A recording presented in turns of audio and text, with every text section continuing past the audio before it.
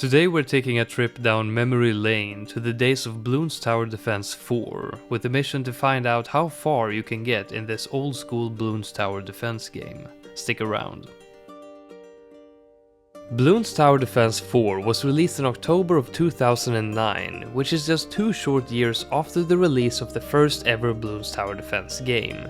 So in just 2 short years they had released 4 separate BTD titles, which should not be that surprising, given that the early Bloons games were very popular but lacked replayability due to the shortage of upgrade options and towers in comparison to later games. So Ninja Kiwi continued to release sequels to the game on a regular basis, gradually adding new things to the game, but the first 3 Bloons TD games did not improve very much on its predecessor compared to BTD4. In this game we got new Bloons like the BFB, new towers like the Banana Farm, more upgrades for already existing towers, and new modes like Sandbox and Apocalypse mode. While this was all amazing at release and praised as the best Bloons game by far, it was still nothing compared to what we're used to today with Bloons Tower Defense 6. At this point we still didn't have things like upgrade paths, and abilities was limited to just one, the Super Monkey Storm that could be called upon with the final upgrade of the Monkey Village. The map we're playing on is called Ocean Road and was one of the most popular maps in the game. I personally remember filling all of the corners with tag shooters for some very satisfying gameplay, but that is not what we will be doing in this run.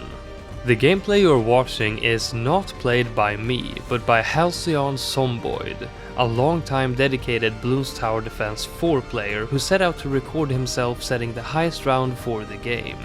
This game was played on hard difficulty, which gives you less lives and towers cost more, and the run lasts for 75 rounds until you reach the point of free play mode.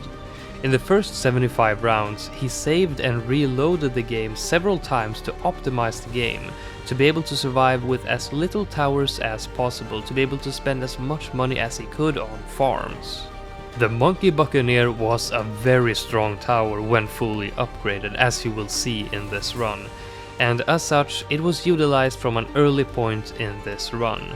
At the moment the goal is to fill the map with farms, as we're going to need quite a lot of money to be able to finish our setup. Watching gameplay from the old Bloons Tower Defense games really makes you appreciate the graphics that we have today, and also the sound effects. I won't play you any, but the sound effects from the first few Bloons Tower Defense games were so terrible that they really did hurt your ears unless you turned down the volume to the minimum. In contrast to today, where the audio is a big part of what makes the gameplay so satisfying. It's pretty cool to look back at all the iterations of this game that has existed since back when we were playing on monitors that were almost as big as we were at the time. And it's nice to come back to these old school games and really finish them. Once and for all settle how far can you get, and answer that question that we all had as kids. The early setup to save money will consist of the Buccaneer, a Glue Gunner, and also a few Moab Maulers to help take down the biggest bloons. The Glue Gunner is similar to what it is today, a tower that is good at taking down grouped bloons, but not very good against Moab class, which is why we have the Moab Maulers. A common strategy back in BTD4, as well as in the beginning of BTD6 before it got nerfed, was simply to spam Moab Maulers to take down all of the big bloons and then have something to clean up the insides. So a few Moab Maulers, a Glue Gunner, and a battleship is a perfect strategy for the early game. But as we advance, the setup we're trying to create in the end will consist mostly of Sun Gods. And Sun Gods back in BTD4 is not the same as the Sun Gods we are used to in BTD6. In BTD4 there is no temple, but the Sun God upgrade is one that comes after Plasma Vision, so it's equivalent to the Sun Avatar in BTD6. At this point we're starting to transition into our new setup and start placing down some super monkeys. We will still need to continue farming for a good while longer, because the amount of Sun Gods we will need will practically fill the entire map, and the cost for that is not low. Now we're closing up on round 100, and as you may have noticed, we still have not encountered anything bigger than a BFB, and that is because there is nothing bigger. One advantage of that is that we don't have to worry about things like camo DDTs. There are camo bloons in BTD4, but we have villages that gives a few sun gods camo detection, and they are not very hard to deal with at all. At this point I may add that this game and the ones before it were notorious for their lag.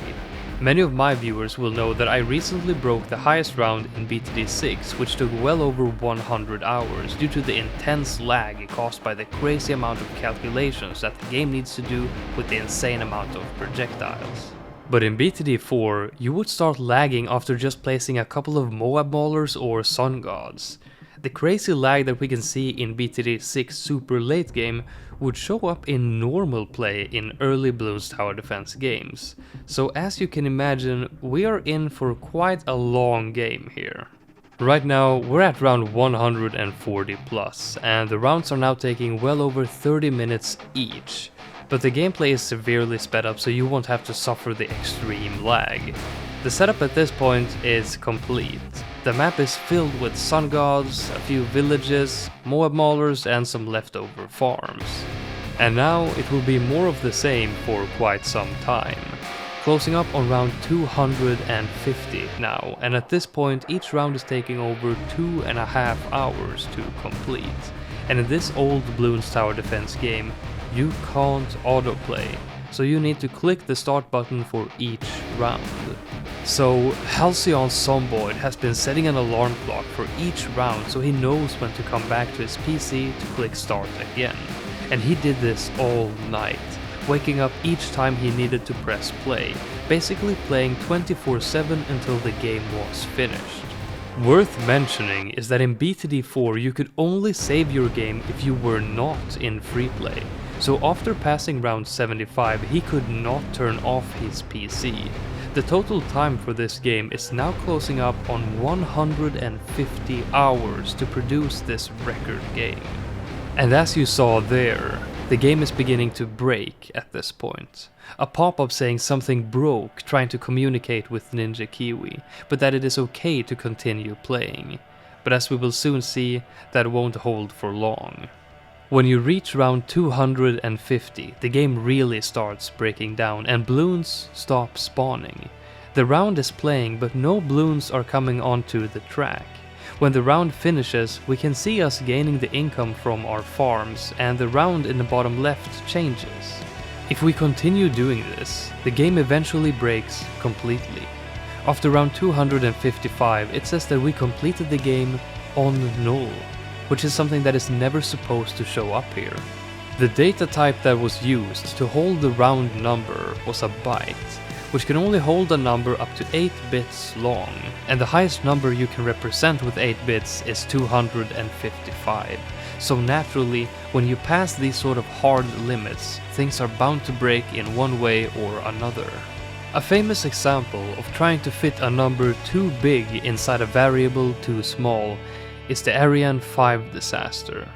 In 1996, a rocket carrying payload to research the Earth's magnetosphere lost guidance and altitude information 37 seconds after main engine ignition, causing the rocket to explode.